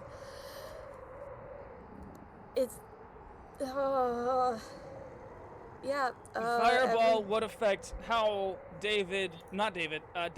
Howle, Blue, and Cat, along with the aboleth. Okay, anyone within 20 feet of its face. Yes, so literally everyone but you and David. Okay. Everyone make a dex check. The aboleth rolled an 8. Okay, dex save. Oh god. Nope. Howle automatically fails because they're just channeling. Okay. Blue? Dex save. Dex save. Okay. 8. Okay, so no one succeeds, so you all take 8d6 fire damage. Yay! 8d6 fire damage! 23 points to the aboleth. I was dealing more damage with the claw attack. Tsukuchi. Howle, are you still conscious? How much damage was that? Like, absolutely obliterating my health? Yeah, I'm definitely dead. Well, unconscious. Unconscious? I knew what I meant. Okay. At least the charm's broken. Is We it? don't have any clue of that. Howle's hands break loose of the art of the shillelagh stick. Oh shoot. Okay. I just realized what time it was. Yeah. This took us a while. So Howle's arm breaks loose of Howle's arms break loose of the shillelagh stick, and Howle's body drops, and so does Blue, because you were holding on to Howle, and Ken flambéed, but fine. The aboleth remains alive and is now the sole magical force behind this monsoon in this cave. And it tightens its grip on the shillelagh stick, snapping it. And the monsoon starts to drain from the chamber, and all of that mana and energy become part of the aboleth. And the aboleth makes a big tentacled fist, and it strikes the wall. It strikes the wall that was different bricks than all of the other chamber, and the wall crumbles, exposing a vast cave network beneath Castle Paternia. But far off in the distance in this cave system is a light that presumably leads to the harbor, and there is this grotto underneath that is just filled with water and myconids.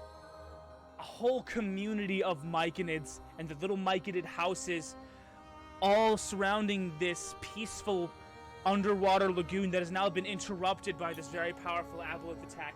And the aboleth starts to move with its free tentacle, pushing itself out of the chamber, pushing itself to freedom. But the golden shackles from before restrain it still. The aboleth is so close to freedom, but yet it is so far. And that is where we're going to end tonight's session. I, of course, have been your Dungeon Master, and David, Goon Daddy. Playing our fiery vixen, as always, has been the Window Goblin, aka Skortch. This thing is... die, please. Playing our breezy, easy, beautiful boy Howle has been Grem the Glitch Gremlin. I'm dead. Playing our big, buff, beautiful dragon boy, Blu Moon, has been Jyden the android. Yeah, that tastes like stone, alright. And finally, playing our cool, calm, and collected turtle dude is Ken, played by SmokeyDBlaze. You can't prove that. Well, tune in next week to find out if we can stop this thing. Have our heroes finally met their match? Tune in next week to Daddy's Dungeon Beastmasters of Paternia, and as always,